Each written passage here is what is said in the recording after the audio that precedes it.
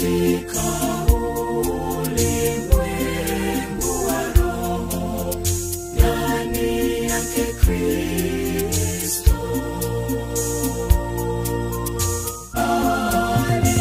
Aliyetubariki kwa baraka zake za rohoni, katika ulimwengu wa roho, ndani yake Kristo.